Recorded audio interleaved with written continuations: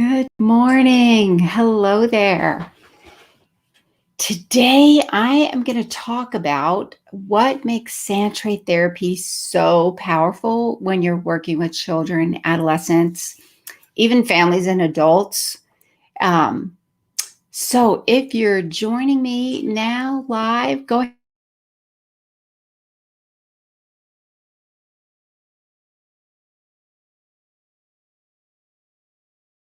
Sandtray therapy before? How have you heard about Sandtray therapy? Go ahead and post those in the comments. And let's get started. I'm Kathy Spooner. I'm a licensed clinical social worker and a registered play therapist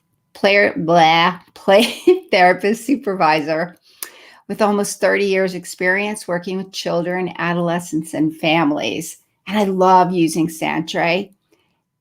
Even play therapy and expressive arts. Sandtray is one of my favorite things that I love when I'm working with children, adolescents. I use it with families. I use it with adults, especially with adults who have a history of trauma. I use it with groups. So I use it a lot. And today I want to talk about what it is that makes Sandtray therapy so magical, as I call it. So how is it that a box full of sand and a lot of little figurines can be so helpful and have so much psychological impact when we're helping clients to heal those deep psychological wounds?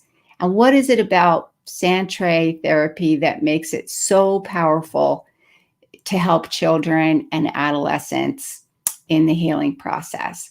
So that is what I'm going to talk about today. I'm going live in LinkedIn and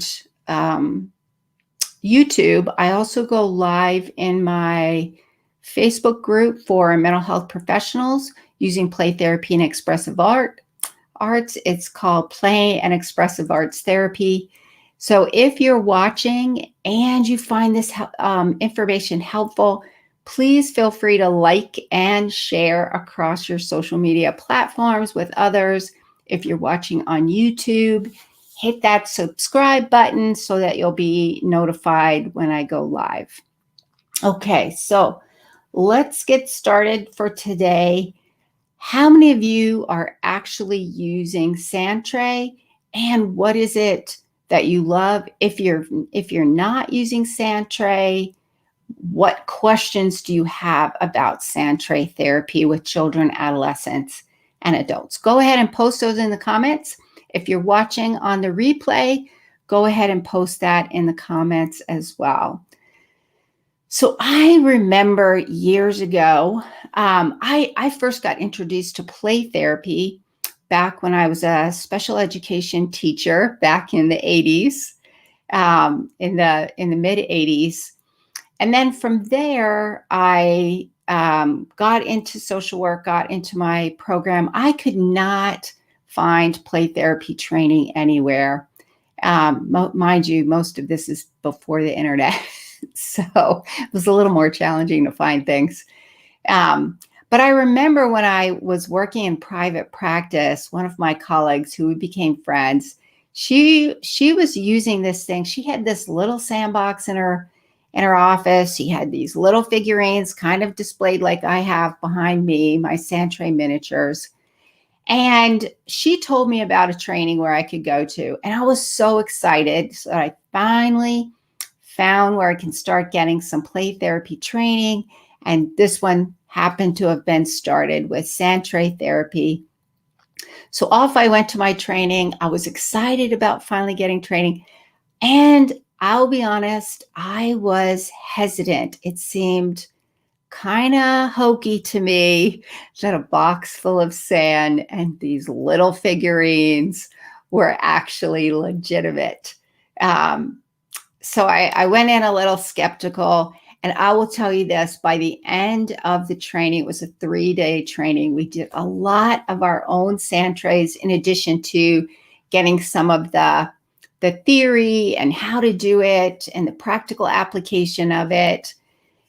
I was transformed. I could not believe how a box full of sand and a lot of little figurines could have so much power to it. I'll be honest, by the end of the 3 days, I was emotionally exhausted because I had tapped into some emotional stuff that I hadn't been able to access otherwise. So I was hooked by then. I fully understand now. I understood when I left the training how powerful it was and is. So that to me, sand tray therapy, understanding what it is and how to use it and why it's so powerful is a really helpful tool to have in your therapeutic toolbox. And that's what I want to talk about today. What is it about sand tray therapy that makes it powerful? And how does it help? So, to me, one of the main things about what makes sand tray therapy so powerful is its ability to access some of those deep unconscious psychological wounded areas that we can't necessarily access through our cognitive, conscious mind using words. And the reason for that is sometimes we just can't express what we don't necessarily know is there. So we kind of know intuitively there's something going on, but we don't necessarily know what it is, or we don't know how to articulate it. We don't know what words to use. We can't connect those parts of our brain that are in the logical, verbal areas of our brain with maybe some of those more unconscious areas in our lives, in our mind, that are creating some of those psychological challenges for our clients. And so it can be difficult to express to others and communicate. And part of the healing process is being able, in a free and protected space, to allow someone else to witness my pain and what's going on for me, and do it in a compassionate and caring way. Sometimes there's deep healing just in that aspect of itself. So the sand tray allows our clients to access and communicate what can be difficult to communicate. Sometimes the pain of the wounding is so distressful that we can't necessarily tolerate that. Our clients may have difficulty tolerating all of that emotional distress that comes up when they start to remember, because they have to pull it into their conscious memory or those conscious parts of their mind in order to then give it words to articulate to us.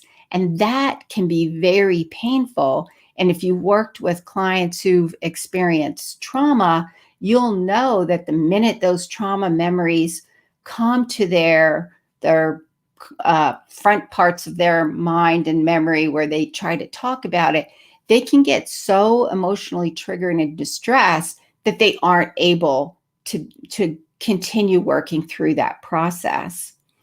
And the other time, sometimes we don't know. Sometimes we haven't fully processed and understood what's going on, which is the whole point of therapy. So we don't necessarily even know what to say. I can't tell you how many adults that I have sat with in my office, and I would ask them about their emotions, and they don't know. They haven't really thought about it. And it can take some time to connect with those emotions. So if adults have problems doing that, how much more so is that true for adolescents and even children? So sometimes we don't fully understand, and so we don't even know what to say. The other part of that is developmentally, children and even adolescents don't necessarily know how to do that. They lack that capacity to really articulate what's going on for them, because those areas of their brain where they kind of make sense of things are not as developed as adults. And even adults struggle with that, to put words with what's going on. So sand tray therapy is helpful because it helps us to communicate within the therapeutic process, helps us to access those areas of wounding that can help them work through and resolve whatever it is, those challenges that are going on. So how does it do that? The way that sand tray therapy, let me back up a minute. So what is sand tray therapy? Sand tray therapy is essentially using 3 tools in a therapeutic way.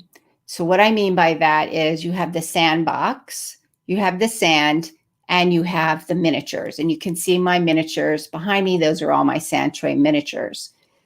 So those are the 3 elements, or the 3 tools of sand tray therapy. And then sand tray therapy is going to be applied based on the theoretical model that you're using.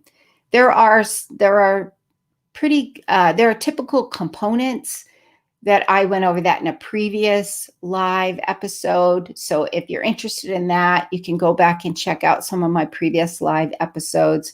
But essentially, sand tray therapy is using the 3 tools: the sandbox, which is the container; the sand, that's what kind of grounds the miniatures or the symbols into the sandbox. So they're grounded.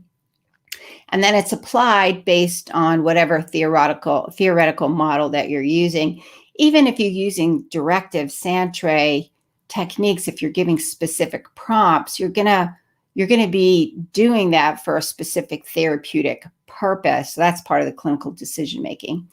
So how does it work? How does it help? Sand tray therapy helps. The way that it works is you're using symbolic representation. So that's the miniatures.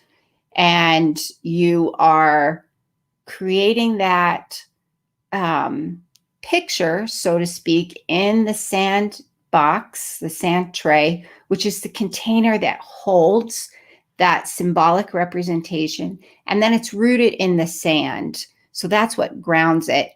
And thinking about the sand, think about when maybe you have children, you've seen them go to the beach, if you live anywhere near a beach, or if you've ever been to the beach.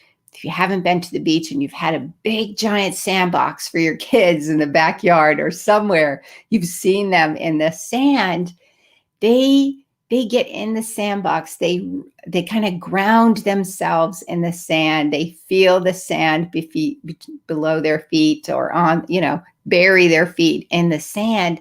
There's something really grounding and soothing for most people, unless you have a sensory processing challenge, then the sand may not be so fabulous.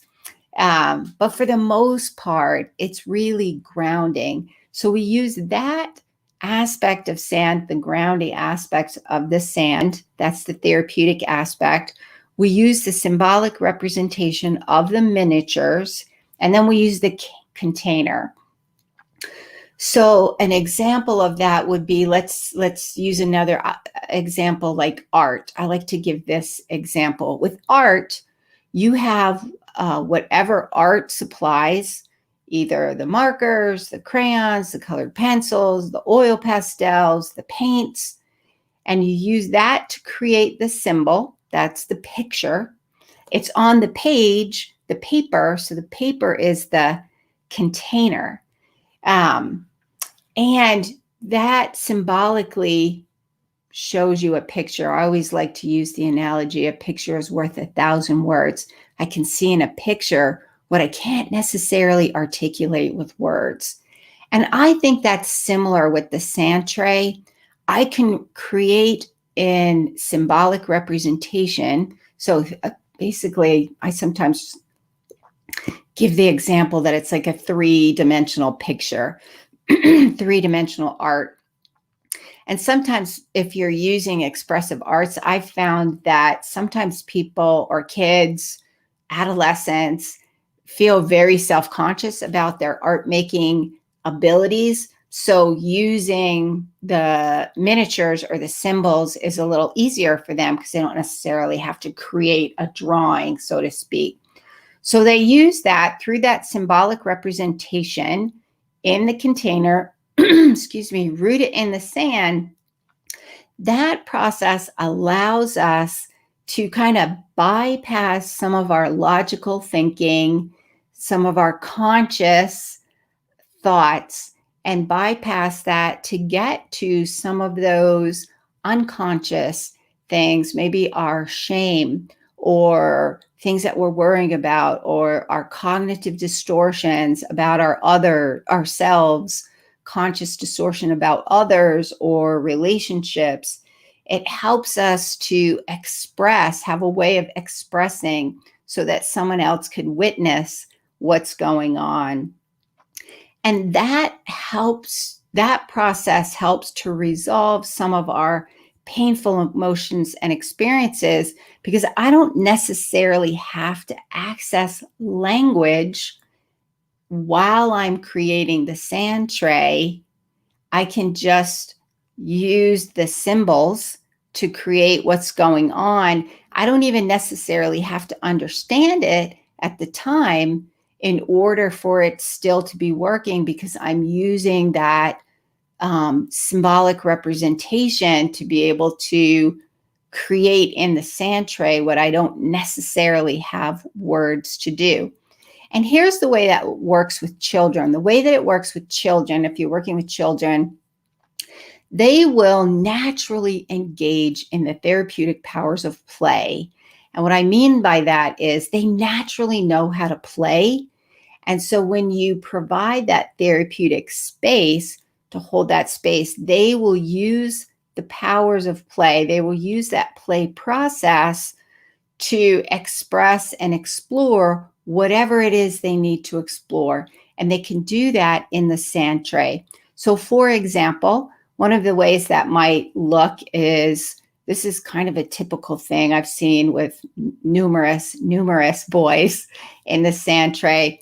You'll see maybe they'll have army guys. You have two different sides. And in the army guys, they are battling and killing each other. And you can get into some of those aggressive emotions and play them out in a way that is safer than maybe arguing and being oppositional or defiant outside of outside of the therapy office. They can access some of those aggressive emotions and frustrations and work those through using play or using the sand to access those and even work those through.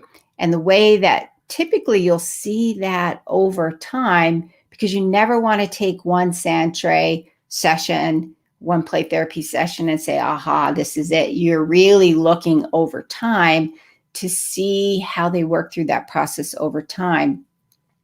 And typically what you'll see is they may play that theme out for a while in the sand tray, and then you may see some changes. So you're watching for the different movement in the sand tray, and that might look like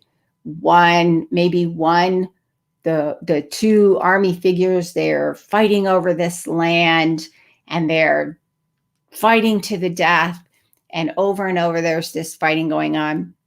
And then at some point, maybe the army figures will have decided, well, maybe we can find a way to share some of the land, or maybe you'll see some wise helper come in and help them to resolve their conflict. Sometimes one is victorious and takes over and rules the land over the others.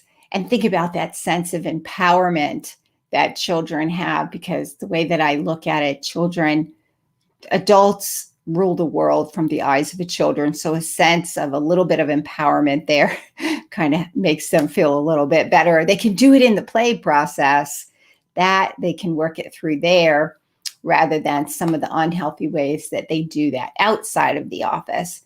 So that the sand tray helps children and adolescents to access those therapeutic powers of play that are going to help them resolve some of those painful emotions.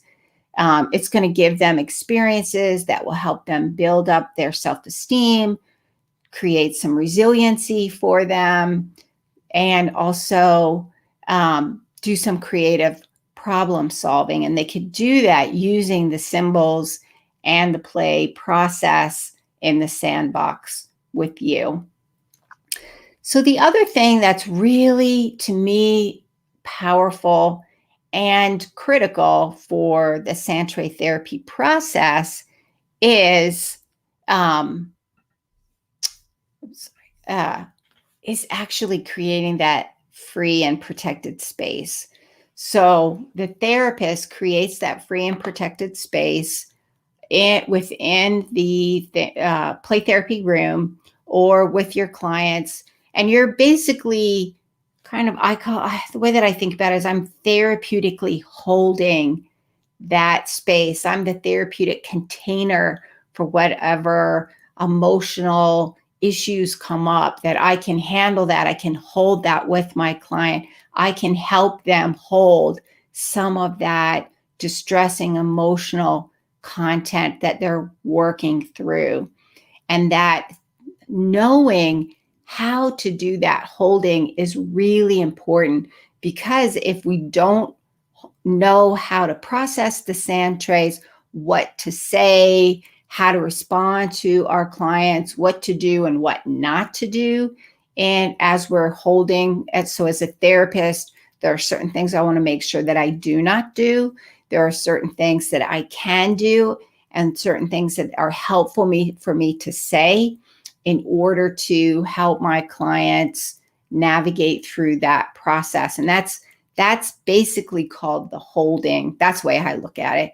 I'm therapeutically holding that space. And if I do it in a way that's effective, then my client is going to be able to use this projective modality to create symbolic representation for what's going on for them. And then I'll be able to help them process through that as they're going through the healing process.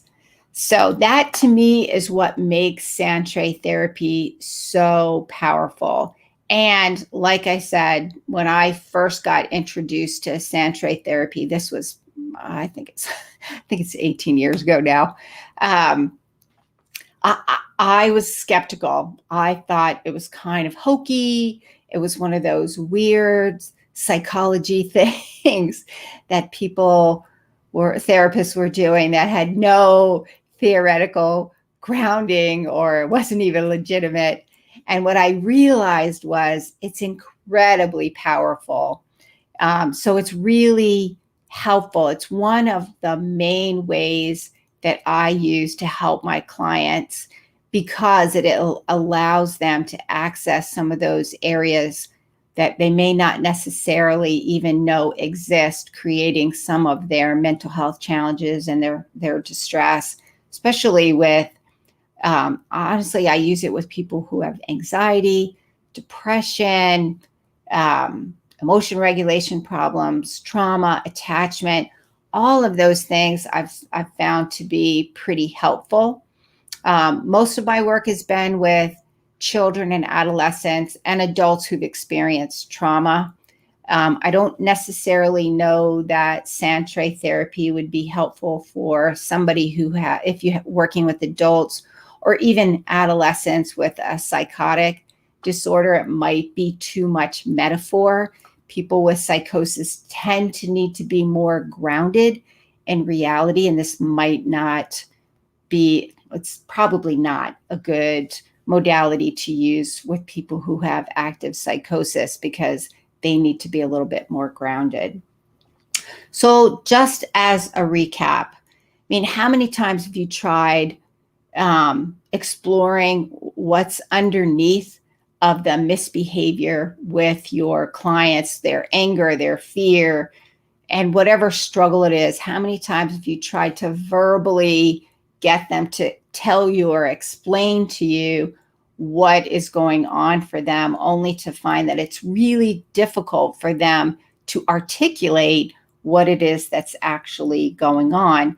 And think about it, children and even adolescents don't necessarily have the cognitive abilities to consciously and logically explain the inner workings of their emotions to you. So having a way to use symbol to access some of those areas outside of the range of language in the moment, create that sand tray, then you use that sand tray to then help process and explore what's going on. So now you're bringing what was unconscious into conscious awareness as clients are able to explore those things and ready to conquer some of those things. You have to go at their pace, though, because sometimes they're not necessarily ready to address things that you're noticing in the sand tray. So that's that holding process.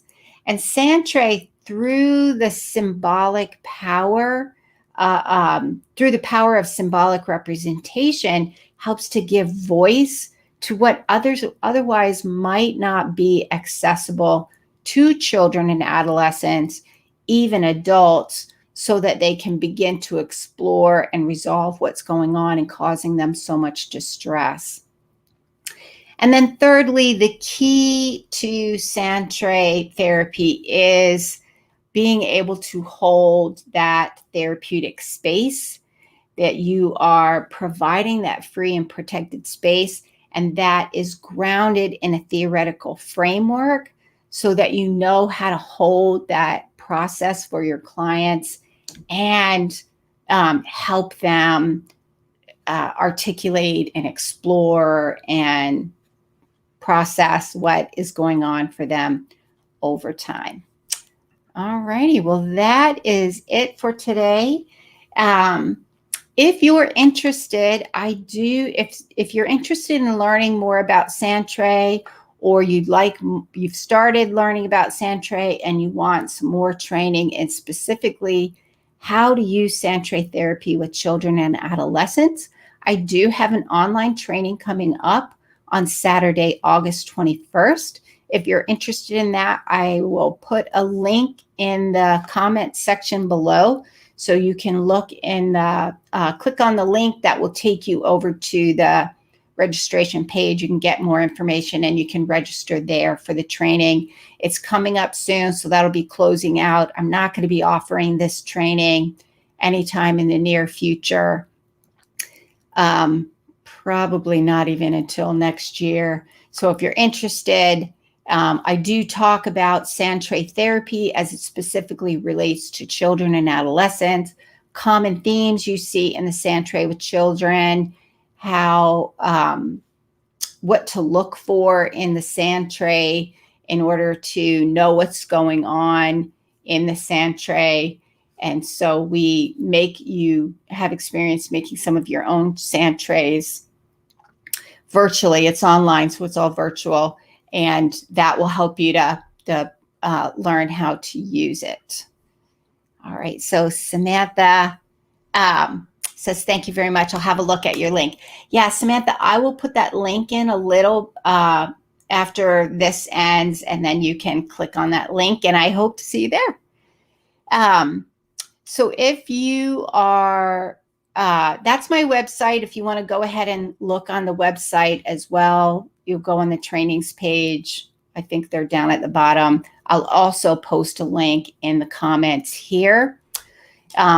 If you've already taken some sand tray trainings and you want some help, to me, taking the training was awesome, gave me a grounding. I really needed that help getting some consultation and ongoing supervision to know how to use it, what to look for, what the themes were, how to process that. Mostly kind of making sure I was recognizing the themes that were in the sand tray and noticing how that movement was over time. So I would definitely recommend making sure you get training as well as ongoing supervision. I do have a play therapy and expressive arts supervision group for mental health professionals working with children, adolescents, and families. It's online. We meet twice a month on Saturday. If you're interested in that, go ahead. One, you can also find that on my website. You can also contact me and we can schedule a time to talk more about it if you're interested in that. Also, finally, if you are interested, I have a free PDF called Must Have Sand Tray Miniatures. Just talks about what kind of sand trays and miniatures and building your collection, how to organize them. So you can I'll put a link to that. It's a free PDF. You can download it. I'll put a link to that in the comments below. And any questions, feel free to contact me and I'd be happy to talk to you more. All right. Bye for now. See you next time.